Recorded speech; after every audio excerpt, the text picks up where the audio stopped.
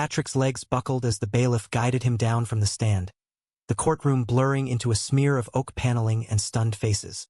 He was 17, all gangly limbs and unspoken storms, raised in the flat, unforgiving heart of Cedar Rapids, Iowa, where cornfields stretched like God's indifferent shrug and Sunday sermons preached fire for souls like his. His father, Tom Riley, was the town's golden boy turned bitter husk, a high school football coach whose glory days had curdled into booze and Bible-thumping rage. Mom, Ellen, fluttered around the edges like a moth to a flame, her apologies as thin as the lace on her church dress. Patrick had learned early to hide. The way his gaze lingered on the quarterback's sweat-slicked neck during practice, the flutter in his chest when Jake Harlan, no relation to the judge, thank God, brushed past him in the locker room hall. It started small, the touches, a hand on his thigh during family prayers, lingering too long under the dinner table. Building character, Tom would mutter, his breath hot with Coors Light, eyes gleaming with that twisted mix of possession and shame. Patrick told himself it was discipline, the kind preachers warned about for sodomites. But by sophomore year, the nights blurred into a ritual of locked doors and muffled sobs, his body a battlefield he couldn't escape. Jake was his only light, a lanky farm kid with freckles like scattered stars and a laugh that cut through the humidity like a cool breeze. They'd sneak smokes behind the bleachers, shoulders bumping in the dark, Patrick's pulse racing with what-ifs he never voiced. "You're solid, Pat," Jake would say, clapping his back a beat too long, and Patrick would drown in the almost touch, the unspoken promise. School became a minefield. Whispers followed him after Tom caught him with a dog-eared copy of Giovanni's Room tucked under his mattress. Pages creased from feverish reads under flashlight. The beatings escalated, belt buckles leaving welts that bloomed like Iowa wildflowers, sermons laced with slurs that echoed the ones from the pulpit. Ellen knew. Her eyes darted away when Patrick limped to breakfast. Her prey on it. Baby, a knife wrapped in silk. He ran once, hitching to Des Moines with $20 and a backpack of stolen hoodies, crashing on a Greyhound bench until cops scooped him up for vagrancy. Back home, Tom's rage was a hurricane. "You'll burn in hell, boy, unless I save you first." The custody hearing was Ellen's idea. A Hail Mary after social services sniffed around post a particularly brutal lesson. Tom played the grieving dad. All pressed khakis and teary vows to straighten the boy out. Patrick sat in the back row, flanked by a court-appointed advocate who smelled like stale coffee and disinterest, his stomach churning like the Mississippi in flood season. The judge, Harlan Whitaker, was a legend in those parts. 62, widowed, with a reputation for fair but firm rulings that sent whispers through the county fair. Rumors swirled. He'd buried a son young, never remarried, spent weekends fly-fishing solitude into the rivers. Patrick barely registered him at first, too busy tracing escape routes in the carpet fibers. Then came the cross-examination. Tom's lawyer, a slick Des Moines import named Hargrove, leaned in with that predator's grin.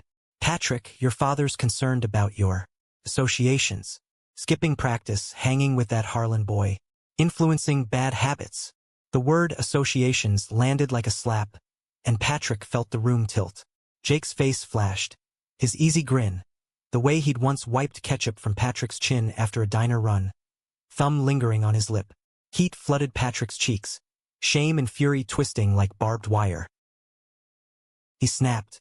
The words tumbled out before he could cage them. The nights, the hands, the secrets that left him scrubbing his skin raw in the shower. The courtroom froze, reporters scribbling furiously, Ellen's sob a wet hiccup, Tom's face draining to ash. Hargrove stammered objections, but Judge Whitaker's voice cut through like a blade. Overruled. The boys got the floor. And that's when it happened. The lean in, the words that pierced Patrick's armor like sunlight through storm clouds. "Son, you're not broken."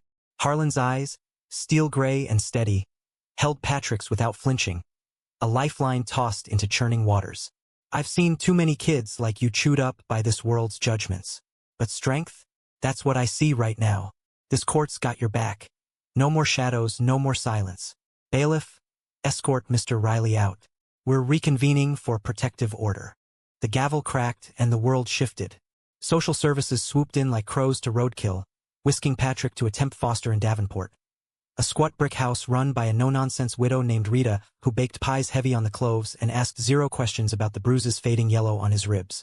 "Eat up, kid," she'd grunt, sliding a plate his way. "World's ugly enough without you starving on principle." Nights were the worst. Dreams of Tom's weight pinning him, Jake's laugh echoing just out of reach. But Harlan's words looped like a mantra, a crack in the dam holding back his flood. Word spread faster than flu season. By week's end, Jake showed up on Rita's stoop, baseball cap twisted in his hands, freckles stark against flushed skin. "Heard about court, man. That shit with your dad. You okay?" Patrick's throat closed. He wanted to pull Jake inside, map the planes of his face with trembling fingers, confess the ache that had simmered since freshman orientation. Instead, he shrugged, voice rough, "Peachy, you here to gawk or what?" Jake's eyes darkened, that farm boy honesty cutting deep. "Nah, here to say, I get it. The hiding. Me too, Pat. Been too chicken to say it, but watching you up there? Balls of steel." The air thickened, charged like the sky before a twister. Patrick's pulse thundered, hope, terror, the electric pull of possibility. Jake stepped closer, hand brushing Patrick's arm, and for the first time, the touch felt like salvation, not sin. But Cedar Rapids wasn't done clawing him back. Tom filed appeals, rage-fueled motions painting Patrick as the liar, the delinquent led astray by deviant influences. Ellen called once, voice quivering, "Come home, baby. Daddy's sorry. We can pray this away." Patrick hung up, fists shaking, the phone's plastic creaking in his grip. Rita found him later, curled on the porch swing, staring at the stars like they owed him answers. "First love's a bitch, huh?" she said, not unkindly.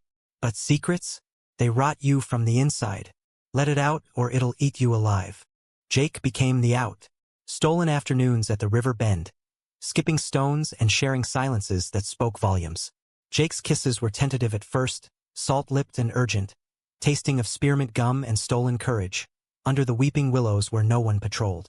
Patrick's body ignited, hands roaming the hard lines of Jake's back, the world narrowing to breaths mingling and hearts sinking like bass drums. "I love you," Jake whispered one dusk, fingers laced with Patrick's, the river murmuring approval. It was messy, fervent. Nips at collarbones, gasps against gravelly banks. But it was theirs, a rebellion etched in skin and sweat. Yet shadows loomed. Tom's private investigator started sniffing. Blurry photos of the boys at the diner, a tipped-off neighbor spotting Jake's truck at Rita's. Whispers in the locker room turned vicious. "Fairy Pat's got a boyfriend now, huh?" And Jake's old man, a deacon with a temper like dry tinder, grounded him for associating with trouble. Patrick felt the noose tightening, Harlan's promise fraying at the edges. Protective order or not, blood ran thicker than ink on paper. The call came on a rain-lashed Friday. Social services, voice clipped, emergency hearing Monday. Tom's lawyer had new evidence, twisted narratives of Patrick's lifestyle, corrupting the family.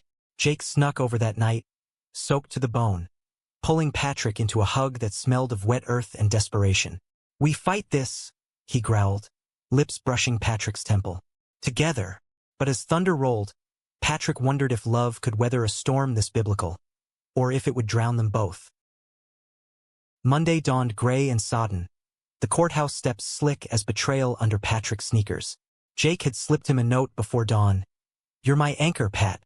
Hold fast," tucked into the pocket of his thrift store jeans, but it did little to steady the quake in his bones. Rita drove him, her old Buick coughing like a chain smoker, muttering about small-town vultures picking at fresh meat. Inside, the air hung heavy with polished wood and stale fear, the gallery packed tighter than a Black Friday sale. Reporters from the Gazette, Tom's church ladies with fans fluttering like judgmental wings. Even Jake's dad, arms crossed, jaw set like concrete. Harlan Whitaker presided like a oak weathered by gales, his robe a shield against the undercurrents. "Order," he barked as the room buzzed. Gavel a punctuation mark on the chaos. Tom took the stand first, transformed. Clean-shaven, tie knotted military tight, voice quaking with rehearsed remorse. "My boy's confused, Your Honor. Bad influences. That Harlan kid's family has a history. I only wanted to guide him right." Per the good book. The lie slithered out smooth, but Patrick saw the flicker. Tom's eyes darting to the bruise-shadowed corner where Patrick sat, a predator scenting weakness. Hargrove pounced, flashing grainy photos on the projector. Patrick and Jake at the river, arms slung casual but telling. A zoomed-in shot of Jake's hand on Patrick's knee at the diner. Exhibit A: grooming. The respondents engaging in deviant behavior, endangering his moral fiber. Gasps rippled. Ellen dabbed her eyes, a performance Oscar-worthy. Patrick's stomach roiled, betrayal's bitter tang. Served cold by the one woman who'd sung him lullabies. She'd fed the PI the locations. He knew it in his marrow, her prayers a currency for silence. Objection. Patrick's advocate, a harried public defender named Ms. Lopez, shot up. Irrelevant and prejudicial. The boy's testimony was clear. Abuse, not deviance. Harlan's brow furrowed, a storm brewing behind those gray eyes. Sustained. Counselor, stick to facts, not fairy tales. Mr. Riley, you care to respond? Patrick's turn. The stand felt like a coffin this time, walls closing in with the scent of Tom's aftershave clinging to the air. Hargrove circled like a shark. You admit to these encounters? Lying to protect a boyfriend. The word boyfriend landed like shrapnel, pride and pain exploding in Patrick's chest. He glanced at Jake in the back, cap low but eyes fierce, a silent vow amid the jeers. Yeah, Patrick said, voice steady as rebar. I love him, and yeah, Dad touched me more than once, called it fixing me. Mom knew, said it was God's will. The room detonated. Shouts, sobs, a church lady fainting into her neighbor's lap. Tom lunged forward, veins bulging. Liar! Ungrateful sodomite. Bailiffs wrestled him down, but the damage was viral. Reporters' pens flying, flashbulbs popping like gunfire. Harlan slammed the gavel thrice, face thunderous. Enough! This ain't a circus. It's a cry for justice. He fixed Tom with a stare that could curdle milk. Mr. Riley, your guidance ends here. Protective order stands, and I'm recommending full emancipation pending psych eval. Emancipation. The word hummed like freedom's first breath, but Hargrove wasn't done. Your Honor. The boy's unstable. Running off. Theft from the foster home already reported. Theft? Patrick's head snapped up. Rita's missing 20 from the jar, pinned on him by a jealous housemate's spite. Lies layered like sedimentary rock, burying truth deeper. Jake's dad stood then, voice booming. That family's poison. My boy's caught in the crossfire. Ruining a good Christian home. Harlan's face tightened, a muscle ticking in his jaw. Patrick braced for the hammer. Denial, remand, the system's cold shrug. But the judge leaned back, exhaling slow, like a man unburdening a lifetime. Mr. Harlan, Jake's father, I presume? Sit down. I've known your kind my whole career, fear masquerading as faith. But let me tell you something off the record, since we're all human here. The room stilled, breaths held. 40 years ago, I was that boy. Small-town Illinois, coach with wandering hands, a mother who looked the other way. I buried it till it nearly buried me. Booze, bad marriages, a son I couldn't save from my own ghosts. Lost him to the streets, same ones chewing up kids like Patrick today. Gasps echoed Patrick's own. Harlan, the unflappable pillar, cracking open like an eggshell. So no, counselor, I won't let history repeat. Patrick's emancipated, effective immediately. Social services, full support package, housing voucher, GED program, counseling through the Iowa Pride Center. And Mr. Riley? Any contact breaches this order, you're looking at felony harassment. Court adjourned. The gavel fell, and pandemonium reigned. Tom roaring obscenities as cuffs clicked, Ellen wailing like a banshee, reporters surging like floodwaters. Patrick stumbled out, legs jelly, Ms. Lopez gripping his elbow. You did it, kid. That took guts. But it was Jake who caught him in the hall, pulling him into a shadowed alcove, mouths crashing in a kiss born of survival. Teeth and tongues and tears, hands fisting shirts like lifelines. We won, Jake breathed, forehead to Patrick's. Fuck Pat, we won. Emancipation meant paperwork mountains and a dingy efficiency in Iowa City, subsidized but sparse. Peeling linoleum, a hot plate that sparked like fireworks. Jake split time between farm chores and midnight drives. Their love a guerrilla war, Passionate, precarious, stolen in the cab of his F-150. Patrick's body learned new languages under Jake's touch. The arch of his back when fingers traced hip bones, the gasp when lips mapped collarbones, the shuddering release that left them tangled in thrift store sheets, whispering futures over the hum of the AC unit.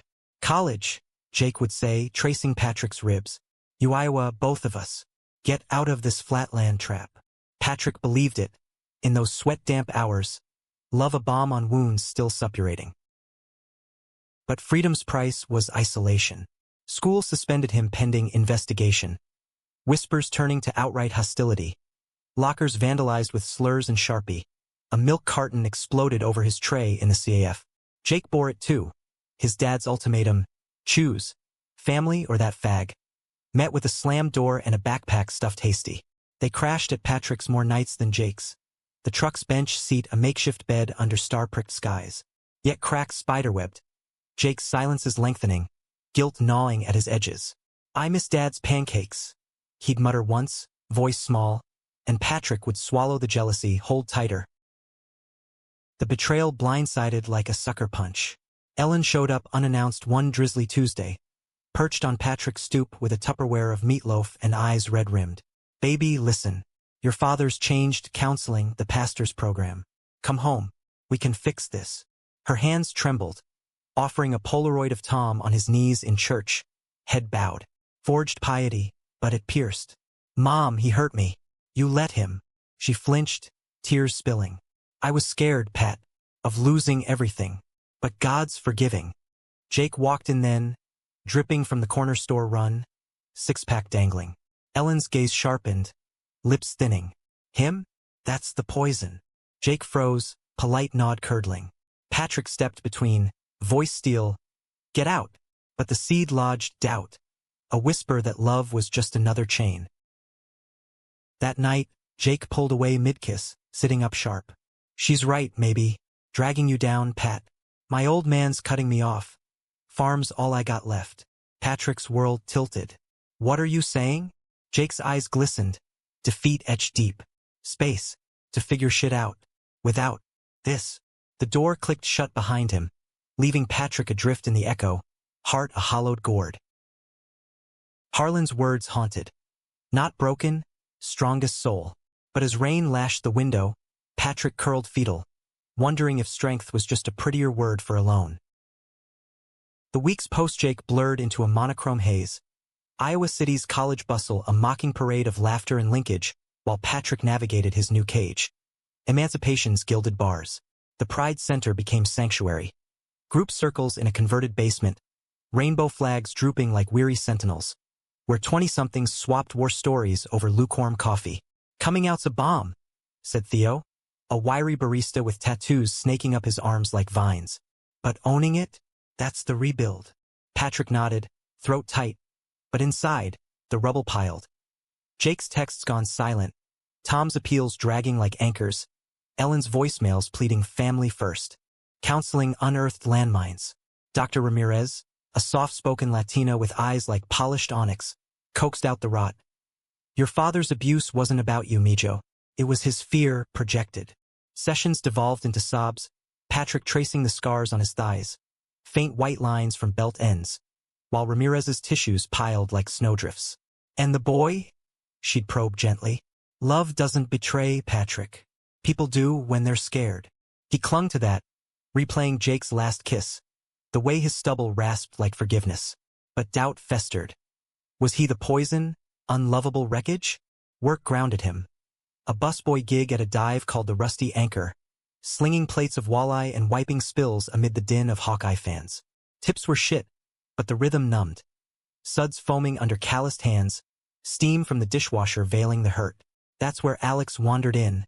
A Thursday crush of post-game revelers parting for him like the Red Sea. 24, built like a lumberjack who'd traded axes for textbooks. Broad shoulders under a faded Carhartt. Dark curls tamed under a beanie. Green eyes crinkling with a grin that disarmed faster than tequila shots. First time? The bartender, Mick, hollered, sliding Alex a pint. Alex laughed, deep and unforced. Guilty. Grad student crashing relatives. Heard this place does the blues right. Patrick hovered, tray balanced, caught in the orbit. Alex's voice a low timbre cutting through the jukebox's twang. When a drunk knocked over a stool, Patrick dove, steadying it mid-fall, and Alex's hand steadied him. Warm, calloused palm on elbow, a spark that jolted like live wire. Hero move kid. Name's Alex, Vermont transplant, studying AG policy. You, Patrick. Simple but it hung loaded. Alex's gaze lingered, appraising not with pity but curiosity. Like Patrick's story was a book worth cracking. That night stretched. Alex nursing his beer, Patrick on break sharing fries, words tumbling easy. Cornfields versus green mountains, the ache of small-town closets.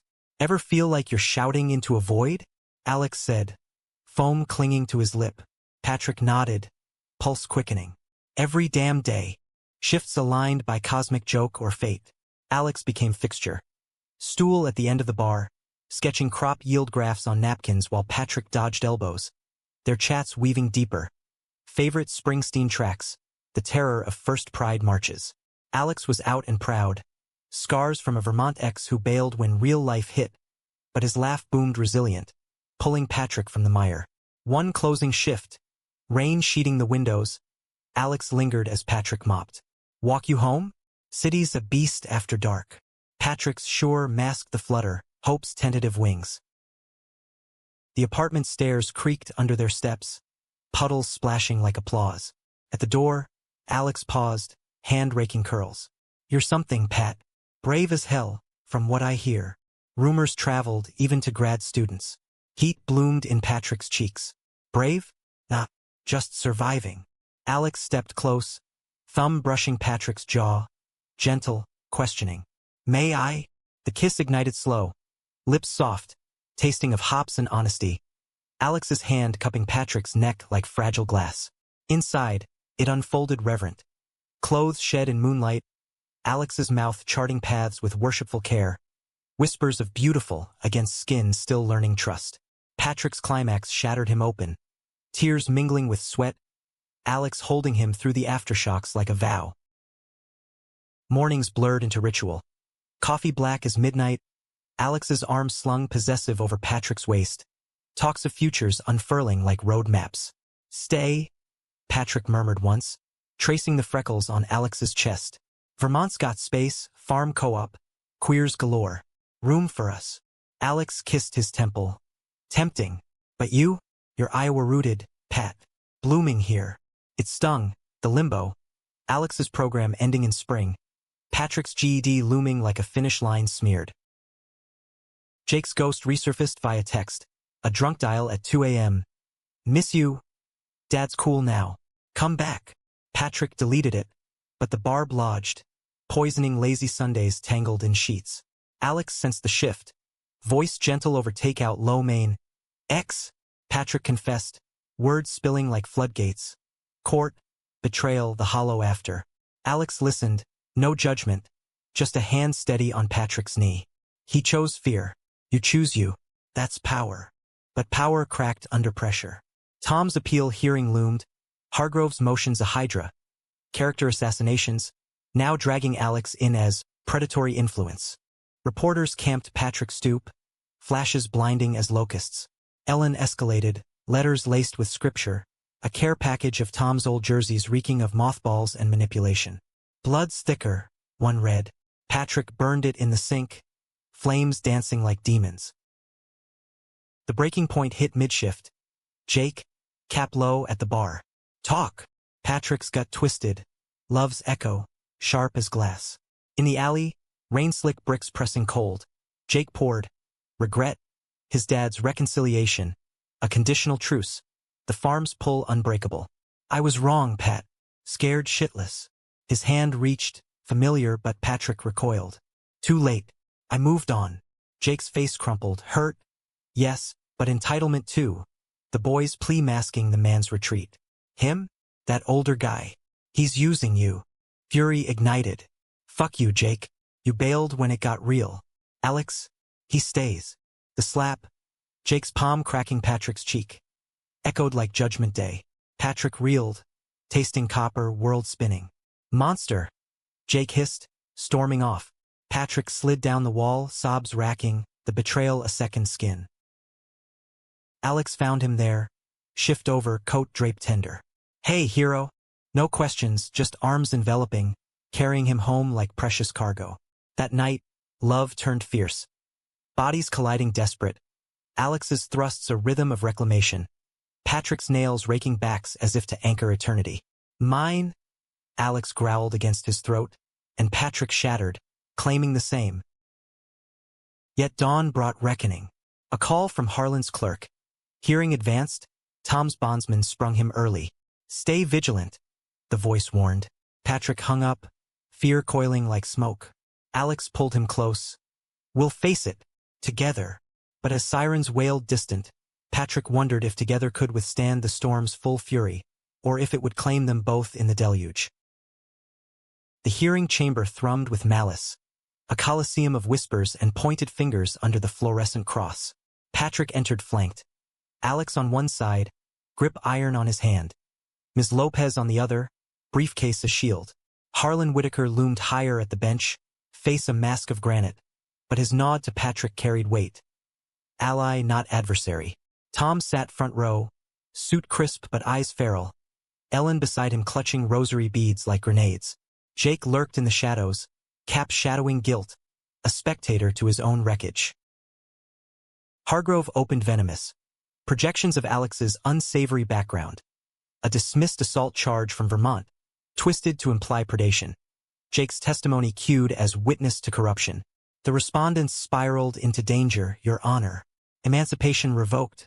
Returned to family for rehabilitation. Tom's smirk was a serpent's tongue.